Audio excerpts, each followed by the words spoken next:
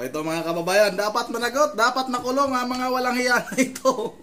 Pero bakit tayo patuloy, babati muna ako ng magandang gabi sa aking mga subscribers dyan, sa aking mga viewers. Maraming salamat sa inyong suporta. Shout out sa inyong lahat.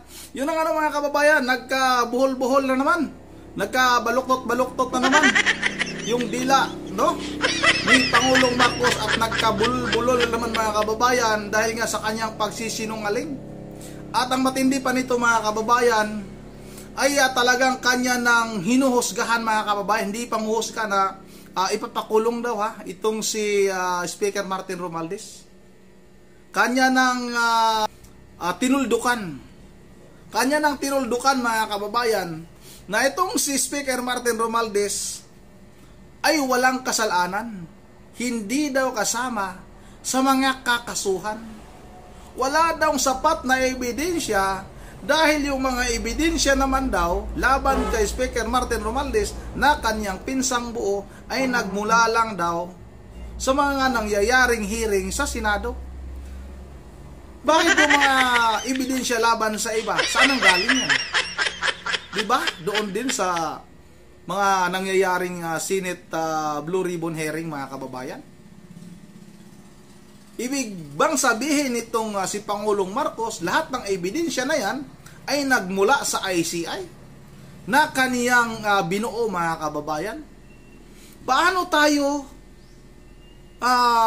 maniniwala na yung ICI na yan ay talagang pangalanan yung totoo talagang tawag nito, mga mastermind sa pangungurakot na yan dyan sa napaka-anomalyang flood control scandal mga kababayan, na itong ICI ay siya naman mismo ang bumuo. Ang bumuo niyan mga kababayan ay sila ni Speaker Martin Romualdez. Paano naman maipasama yung kanilang mga pangalan? Sila mismo ang bumuo niyan. Hindi man itong si Speaker Martin Romualdez, naririnig natin na siya mismo ang bumuo, ni si Pangulong Marcos ang bumuo ng ICI na yan, pero parang sila din mga kababayan. Dahil magpinsang buo yan, magkasabwat yan lahat mga kababayan sa lahat ng mga nangyayari na nakawan ngayon dito sa ating bansa. Ito na ang sinasabi natin mga kababayan, na ililigtas talaga itong si Speaker Martin Romualdez nitong si Pangulong Marcos. Dahil nga mga kababayan, kung halimbawa dawit o kasama sa mga paparusahan mga kababayan itong si Speaker Martin Romualdez sa napaka-anomalyang flood control scandal na yan, kasama na din itong si Pangulong Marcos. Kaya pilit ni Pangulong Marcos na ililigtas, uulitin lang natin, pilit ililigtas ni Pangulong Marcos itong si Speaker Martin Romualdez para hindi siya maisama. Pero ito yung malaking pagkakamali nitong si Pangulong Marcos. Dito na mga kababayan, ito na yung mapanganib. Mapanganib itong ginawa ni Pangulong Marcos, na tinuldukan niya na sinabi niya na hindi kasama si Speaker Martin Romualdez, na walang ebidensya mga kababayan. Ito yung magpapahamak sa kanya. Lalong magagalit ang taong bayan mga kababayan. At sa gagawin, no, na malaking pagtitipon ng mga religious group, kasama na nga itong INC, TOGC, GIL. Baka ito na yung oras, ito na yung panahon na mapatalsik na itong si Pangulong Marcos dahil sa kanyang pagliligtas kay Speaker Martin Romualdez o dating Speaker Martin Romualdez mga kababayan, na pagkakaalam natin ay speaker pa rin ngayon. Parang ano lang nga lang itong si Buji di mga kababayan, parang panakip butas lang. Ang nag-uutos naman daw ay ito pa rin si Romualdez mga kababayan. Kunwari lang pinalitan yung speaker para sabihin na pinalitan. Pero ang totoo, si Speaker Martin Romualdez pa rin ang nagpapalakad mga kababayan sa Kongreso. O ito na. Huwag na natin itong patagalin.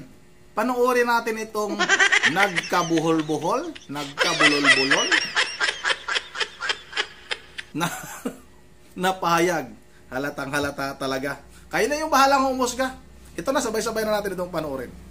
mga reporter, alam na nyo, nangyayari talaga yan. Kaya tinitiyak namin na pagka kami ay sumampa ng kaso, yung kasong yan ay hanggang sa dulo ay matibay ang kaso at kung sino man ang mga guilty ay sila naman talaga ay mananagot at kung kailangan at kung huhusgahan sila ng korte ay makukulong sila. Paano naman? Paano naman, Pangulong Marcos, kung ikaw naman yung husgahan ng taong bayan? Kasi nga, hindi naman kami naniniwala na hindi ka dapat husgahan sa korupsyon na ito. Sino ba ang nagpahintulot? Sino ba ang pumirma ng mga pundo ng proyekto na ito? Di ba ikaw? Okay, huwag kang maghugas kamay. Patuloy natin daw.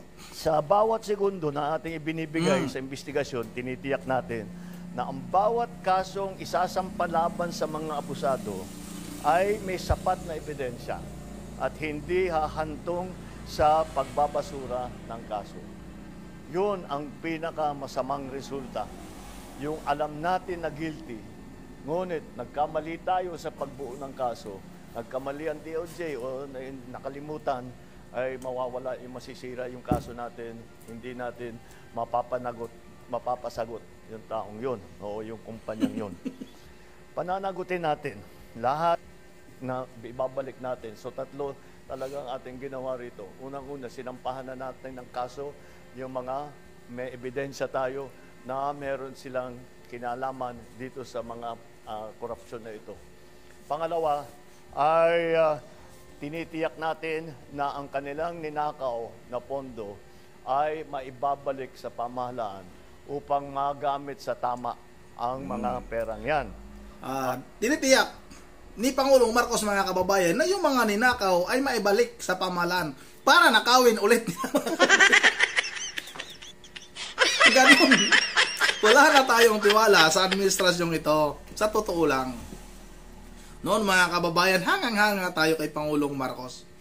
Kahit na nakikita naman talaga natin nung panahon ng pangangampanya na nakakahalata naman tayo talaga, mga kababayan, na itong ating Pangulo ay talagang gumagamit yan. Kasi noon pa, kahit sa pangangampanya, mga kababayan, ay bulol-bulol na ito magsalita. Mahirap itong magbigkas, mga kababayan. Okay na yung bahalang humusga. Bakit? Mahirap bumigkas. Bakit laging umunguya ito, mga kababayan? O kaya, ang gusto ni Pangulong Marcos ngayon, na maibalik yung mga ninakaw, kasi nga, bilyon-bilyon pa yung mga kababayan, para meron naman silang nanakawin ulit. At naglagay tayo ng mga reforma para itong mga pangyayaring ito ay hindi na mauulit. Kaya dyan yung tatlong talagang tinututukan natin na bagay. At ito, yung aking mga nabanggit ngayon, ay yan, ay ang magiging resulta dito sa ating pag-focus, pagbigay ng pansin dito sa tatlo. Unang-una, mapapanagot ang mga kasama rito, mga kasabwat dito sa korupsyon. Pangalawa, maibabawi ng gobyerno ang pera na ninakaw nila. Pangatlo, gumawa tayo ng reforma para lahat na itong klaseng korupsyon na ganito ay hindi na mauulit. Kaya yung mga taong yan na kasabwat dyan, eto, mga walang hiyang ito, na nagnanakaw ng pera ng bayan, tapos na ang maliligaya ninyong araw. Hahabulin na namin kayo. Mga walang hiyang yan, mga magnanakaw na yan. Hindi kaya tumatayo yung balahibo ni Pangulong Marcos, mga kababayan, habang binibigkas niya yung mga walang hiya na yan, ang mga magnanakaw na yan. Hindi ba siya kinikilabutan? Kasi nga alam niya sa kanya, sa bagay, magaling ito ng budol. Alam naman talaga siguro niya sa kanyang sarili na isa siya sa tinatamaan, mga kababayan, sa kanyang sinasabi. Paano mo mabigkas kung hindi ka naman talaga ubod ng sinungaling na yung sarili mo ang tinatamaan na walang hiya na yan, ang mga ginanakaw na yan. Kailangan makulong yung tapos na yung mga maliligayang araw. Matatapos na talaga ang inyong maliligayang araw dahil pagdating ng kailan ba yung rally? Sa 18 mga kababayan ng pinakamalalaking religious group dito sa ating bansa. Baka yan na yung katapusan mo, Pangulong Marcos. Baka hindi ka na nga abutin. Marami tayong naririnig na baka hindi na nga umabot ng Pasko. Itong si Pangulong Marcos, mga kababayan, dyan sa Malacanang. Hindi naman natin sinasabi na susugod tayo doon, ha. Baka na mamaya may magmamasid, tsaka kasuha na naman tayo. Ganito pa naman. Si John Vic Remulla, may ababalaan na yan. Na lahat daw na para bang gustong magsalita. May karapatan naman tayo eh. Baka aarestuhin nila, mga kababayan. Lalong magkakagulo ang bansa pag ganyan ang inyong mga ginagawa sa ating mga kababayan. Hayaan ninyo na maglabas ng saloobin, magsalita. May karapatan kaming magsalita. Kung ano man yung aming nakikita sa administrasyong ito. Ito, patuloy natin ito. One more point on your presentation. Very obvious, very noticeable po na marami sa mga pangalan binanggit ninyo, DPWH officials, contractors, pero kakonte, if at all, yung mga nabanggit na legislators who are. Well, no, they're part of the list. We'll give you the complete list. I just didn't go through them because there are like 37 of them. So you'll get, as I said, talagang nagsisinungaling na naman. Totoo na. Klarong-klaro talaga. Sinungaling ka, Pangulong Marcos. Ako na yung nagsabi sinungaling ka talaga. Grabe, sobrang sinungaling itong ating Pangulo, mga kababayan. Ito, patuloy natin ito. Said you'll get a briefer which will give you more detail on all of the things that I've said today. Is the former speaker included in the list, sir? I don't think so because no. The only evidence that has been made against him is in the Senate. So I don't know. No, with the speaker, no, not as yet. Nako po. Kapal talaga ng mukha nitong si Pangulong Marcos, mga kababayan. Pasensya na. Anong hindi ba kasama? Anong hindi kasama itong si Martin Romualdez? Anong walang ebidensya? Anong nagmula lang sa Senado? Itong ebidensya laban kay Speaker Martin Romualdez? Ano bang palagay ni itong si Pangulong Marcos, mga kababayan? Sa ating mga Pilipino, ganun na lang ba tayo kabubo? Para maniwala tayo na halatang halata na ba nagsisinungaling ka dahil sa panalita po nga po, pati tuloy ako, nabubulol tuloy ako. Dahil sa pananalita mo pangalang, bulol-bulol ka na. Buhol-buhol na yung dila mo dahil sa pagsisinungaling mo. Talagang pilit ililigtas o iniligtas nitong si Pangulong Marcos, itong si Speaker Martin Romualdez, mga kababayan, na kanyang kasabwat. O tingnan ninyo, pati sa impeachment, ayaw daw niya ng impeachment. Pero patuloy yung pagalaw ng Kongreso dahil sa utos nitong si Romualdez. Sino nag-utos kay Romualdez para maipa-impeach? Si Vice President Sara Duterte, si Marcos, mga kababayan. Sino nag-utos para maipadala sa dahig? Si dating Pangulong Duterte doon sa dahig, mga kababayan. Si Pangulong Marcos. Ganito kasinungaling itong ating Pangulo. Pero hindi niya alam, mga kababayan, dahil sa kanyang pagligtas. Dahil tinuldukan niya na walang ebidensya, walang kasalanan, hindi kasali. Itong si Speaker Martin Romualdez sa pinaka maanumalyang flood control yan, mga kababayan. Yan yung kanyang ikakapahamak. Delikado ka, Pangulong Marcos. Dahil narinig na ng taong bayan na iniligtas mo, protektado mo itong si Speaker Martin Romualdez. Yan yung magpapatalsik sa'yo. Lalong-lalong magsisindi ng apoy sa galit yung ating mga kababayan.